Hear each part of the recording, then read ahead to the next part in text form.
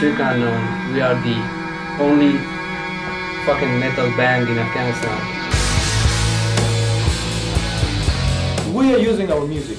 We just want to play in front of thousands of guys and girls who come together. They cheer and say, yeah, this is true, this works, and we have this kind of idea too.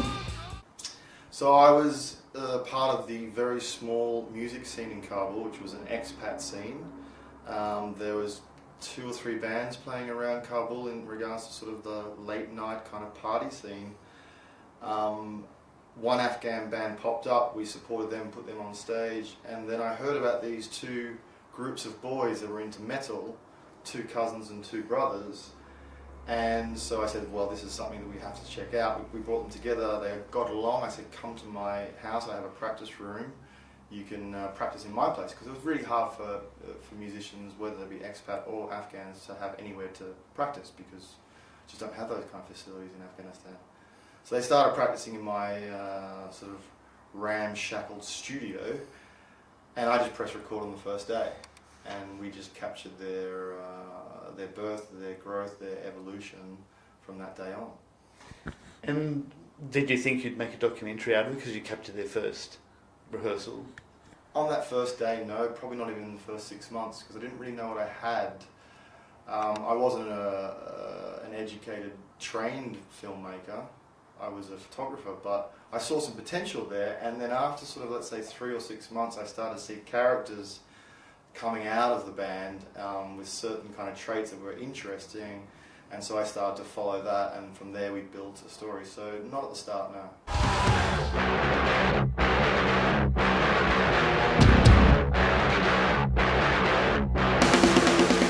I think it was probably by the end of 2010, start of 2011, when we were starting to work on creating this festival, Sound Central Festival, that we knew that we had a story.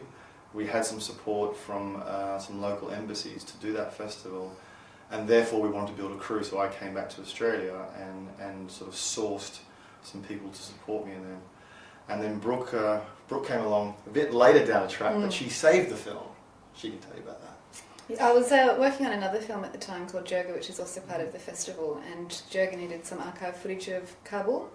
And I have 2 friends who are war photographers, one of which is a mutual friend of Travis and mine, and he couldn't help us with Jirga with the archive footage because he wasn't in Melbourne and didn't have access to his hard drives, but said, oh, there's this guy Travis, who is embedded with the US military and might have some footage that you can use in Jirga. And so reached out to Travis, and he had more than we needed. He had a huge amount of footage and was a wonderful collaborator to work with. The editor on Jirga was really grateful for everything that Travis was able to provide. And then so through that process, Travis got to work with me as a producer and was like, hey, I have a film that I've been working on for the past 8 years. This was last year when I was just finishing Jirga. And he was like, and I need a producer to help finish it. Can you help? And I originally said, no, I'm too busy. She did actually. And he sent me the trailer. And then I was like, oh, it's good. And then I was like, oh, okay, send me the rough cut. And he sent me the rough cut of the film. And I just finished making a feature-length music documentary called Meal Tickets, and knew very, very easily and quickly how I could help Travis finish the film. And so about 2 weeks after that we applied for Screen Australia funding, and we got it, and it's been a whirlwind 6 months from sort of when we got the funding in September last year through to the world premiere, which was in January. So a really intense period of making a film and working out who each other were. And then 6 months later we're having our Australian premiere in Sydney, which is a huge honour. If foreigners get out of this country right now, and be sure it will be a jungle, worse than jungle. I mean, in a jungle, there are some rules. As much as this country needs martyrs for music, I don't want to be that guy. If the Taliban find you, they will cutting to time like this. One of the main themes that we tried to focus on in this film was the clash of cultures between the intervention by the West and the present local population, being Afghan and being Muslim, and being a quite strict version of Islam in regards to their governance as well, because it's not just about society, they're actually an Islamic republic, so religion and state are one. And so for the boys themselves, I wouldn't say they were the most religiously devout Muslims, but they were Muslims. And I think that they found refuge in the place that we provided, this space for practicing, first of all, because it was a safe haven for them. They could go there, they could do their music, and they didn't get any pressure from their society. They couldn't do that in their own houses, in their own neighbourhoods. And then beyond that, when they got onto the stage eventually, again, it was another safe haven, another place where they could feel comfortable to express themselves like most teenagers do want to do when they're at that age. They want to get out their frustrations, and music's a perfect platform for that. And so we provided that platform, and then from that moment on, it was all about them, and it was all about what they wanted to do. We never tried to control them or even give them a direction that they should be on stage. We gave them tips and advice, and we mentored them. But the stage was their moment, and I think what you'll see in the film is that the one thing about District Unknown, they weren't the best musicians in the country or the best musicians in their genre of music, but they were really entertaining on stage. They had this energy which transfers to the audience and back, and that's why they became so popular, because they were such a great live act.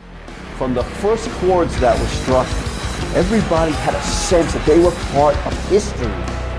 Next award is the Global Medal Award. Would you ever imagine that medal would find its way to Afghanistan? There's a brain drain at the moment with a lot of the young youth leaving. And there's a real sort of want, I know even from the guys that are in the film, to go back at some stage and help with the construction and changing and improving Afghanistan, but right now it's too volatile. Yeah, the problem is when you've got an education or you come from a, let's say, middle class family and you've got some means to get out, they mostly do get out, which creates this so-called brain drain, or this vacuum. And so there's not many leaders left in the country to push the country forward, and so you do get this vacuum, which is quite counterproductive. But I will say one thing about Afghans is they all do want to go home.